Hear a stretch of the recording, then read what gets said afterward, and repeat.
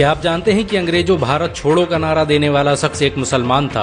मुंबई में पैदा होने वाले यूसुफ मेहर अली ने ही 1942 में सबसे पहले इस नारे का प्रयोग किया। साइमन गो बैक का नारा भी यूसुफ मेहर अली ने दिया था। मुसलमानों ने भारत की आजादी में बड़ी ही क्रांतिकारी भूमिका निभाई। असहयोग आंदोलन की शुरुआत मुसलमानों ने ही की थी। 1920 में खिलाफत आंदोलन के दौरान मोहम्मद अली जौहर और मौलाना अबुल कलाम आजाद ने सबसे पहले अंग्रेजी प्रोडक्ट का बहिष्कार करने की रणनीति बनाई, जिसके बाद ये आंदोलन पूरे देश में फैल गया। असहयोग आंदोलन में मुसलमानों ने बढ़ चढ़ कर हिस्सा लिया। भारत के सबसे बड़े शुगर व्यापारी हाजी सबू सिद्दीक ने अपनी शुगर फैक्ट्री पूरी तरह से बंद कर दी। ये फैक्ट्री इतनी बड़ी थी कि इसके जरिए बनाई गई शुगर पूरे इंग्लैंड में इस्तेमाल की जाती थी। बहुत कम लोग जानते हैं कि बाटा कंपनी भी मुसलमानों की थी, जिसे असहयोग आंदोलन के दौरान एक अंग्रेज ने खरीद लिया था। आपको ये जानकर शायद हैरानी हो कि भगत सिंह का केस लड़ने वाला शख्स भी एक मुसलमान था। बैरिस्टर आसिफ अली ने भगत सिंह का केस तब लड़ा जब कोई भी भगत सिंह का साथ देने को तैयार नहीं था। इंकलाब जिंदाबाद का नारा देने वाले हजरत मोहानी भी एक मुसलमान थे। उन्होंने ही भारत की आजादी की रूपरेखा तैयार की थी। इतिहासकारों के मुताबिक 1857 में होने वाले विद्रोह में 50,000 उलमाओं को फांसी दी गई और लाखों मुसलमान सरेआम कत्ल कर दिए गए। 1857 में दिल्ली से लेकर कलकत्ता की रोड पर ऐसा कोई पेड़ नहीं था जिस पर मुस्लिम उलमाओं की लाशें न टंगी हो। मुसलमानों ने ही भारत की आजादी के लिए पहली जंग लड़ी। मैसूर के सुल्तान हैदर अली और उसके बेटी टीपू भारत की आजादी के लिए शहीद होने वाले पहले शासक थे। मशहूर क्रांतिकारी अशफाकुल्लाह खान सबसे कम उम्र में फांसी पाने वाले भारत के पहले व्यक्ति थे। बहुत कम लोग जानते हैं कि जय हिंद का नारा एक मुसलमान आबिद हसन सफानी ने दिया था। ये नारा आज भी भारतीय सेना और शासकीय प्रणाली में सम्मान स्वरूप इस्तेमाल किया जाता है।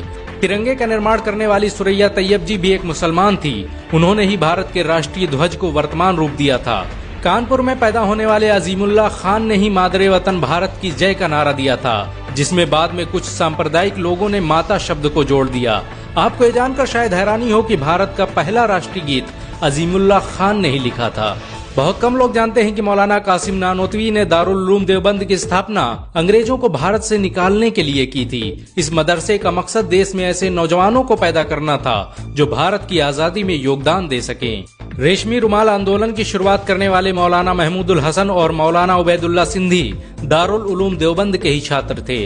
मौलाना उबैदुल्ला सिंधी ने सुभाष चंद्र बोस के साथ मिलकर भारत की पहली अस्थायी सरकार की स्थापना की थी और वह भारत के पहले गृह मंत्री भी थे। आपको ये जानकर शायद हैरानी हो कि मौलाना महमूदुल हसन ने ही 1920 में गांधी को महात्मा का लक़ब दिया था। उनका ये नाम इतना मशहूर हुआ कि पूरी दुनिया में गांधी महात्मा गांधी के नाम से जाने जाने लगे। महमूदुल हसन ने ही हकीम अजमल खान के साथ मिलकर 1920 में जामिया मिलिया इस्लामिया यूनिवर्सिटी की स्थापना की थी, ताकि भारतीय शिक्षा तंत्र को अंग्रेजों के चंगुल से आजाद करवाया जा सके। आपको ये जानकर शायद हैरानी हो कि काला पानी जैसी दर्दनाक सजाओं को पाने वाले 90% से अधिक लोग मुसलमान थे। अंडमान निकोबार में आज भी सबसे ज्यादा कब्रें मुसलमानों की हैं। मुसलमानों के अलावा दूसरे लोगों ने काला पानी से बचने के लिए न सिर्फ माफीनामे लिखे बल्कि अंग्रेजों की मुखबिरी भी की। मुसलमानों ने ही अंग्रेजों के खिलाफ सबसे पहले हथियार उठाए। 1772 में शाह अब्दुल अजीज ने अंग्रेजों के खिलाफ फतवा देते हुए ऐलान किया कि अंग्रेजों की गुलामी हराम है और हर मुसलमान पर फर्ज है कि वो अपने मुल्क और देश की आजादी के लिए खुद को कुर्बान कर दे। 1857 में होने वाले विद्रोह की प्लानिंग एक मुसलमान मौलवी अहमदुल्ला शाह ने की थी। वो भारत के अकेले इंसान थे जिन पर अंग्रेजों ने 50,000 रुपए का इनाम रखा था। ये रकम इतनी बड़ी थी कि राजा जगन्नाथ ने पैसों की लालच में आकर अहमदुल्ला शाह की मुखबरी कर दी और अंग्रेजों ने उन्हें शहीद कर दिया। बहुत कम लोग जानते हैं कि 1857 में शहीद होने वाले 90% लोग मुसलमान थे। जालियांवाला बाग में जनरल डायर की गोलियों का निशाना बनने वाले अधिकतर लोग भी मुसलमान थे। भारत की आजादी का नेतृत्व करने वाले संगठन इंडियन नेशनल कांग्रेस के 9 से अधिक प्रेसिडेंट मुसलमान रहे। गांधी जी ने अफ्रीका में जहां वकालत की पढ़ाई की, वो कॉलेज भी एक भारतीय मुसलमान का था और वह जब भारत में आए तो उन्होंने आजादी के लिए अली ब्रदर्स के साथ काम करना शुरू किया, जो कि मुसलमान थे। बहुत कम लोग जानते हैं कि 1921 में केरल के मुसलमानों द्वारा अंग्रेजों के खिलाफ लड़ी गई जंग में 3000 से अधिक मुसलमान शहीद हुए थे और 50,000 मुसलमानों के जेल में कैद कर दिया गया था।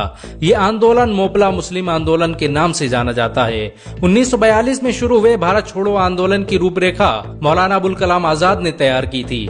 संविधान निर्माता डॉक्टर भीमराव अम्बेडकर को पहचान दिलाने में मुसलमानों का बड़ा योगदान रहा है।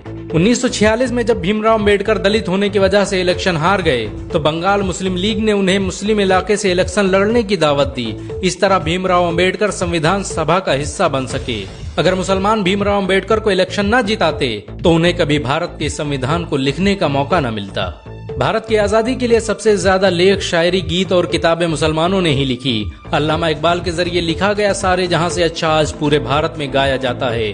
आपको ये जानकर शायद हैरानी होगी कि देश के लिए शहीद होने वाला पहला पत्रकार मौलाना मीर बाकर एक मुसलमान था। भारत की आजादी के लिए मुस्लिम राजाओं और महाराजाओं ने अपने खजाने खोल दिए।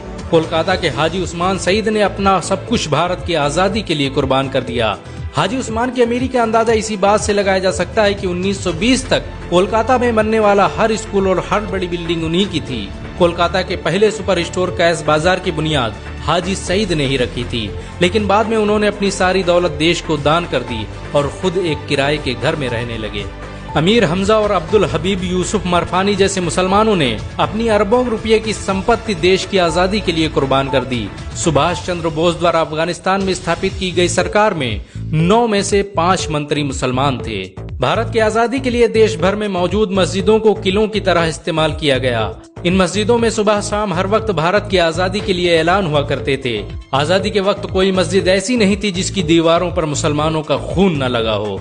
इन सब के अलावा ऐसे करोड़ों मुसलमान हैं जिन्होंने भारत की आजादी और उसकी अस्मिता के लिए अपना सब कुछ कुर्बान कर दिया।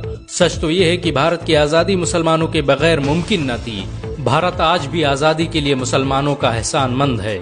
अगर एक मुसलमान होने के नाते आपको गर्व महसूस हुआ हो तो इस वीडियो को लाइक और शेयर जरूर करें। ऐसी और वीडियो को देखने के लिए हमारे चैनल को सब्सक्राइब करें, घंटा जरूर दबाएं।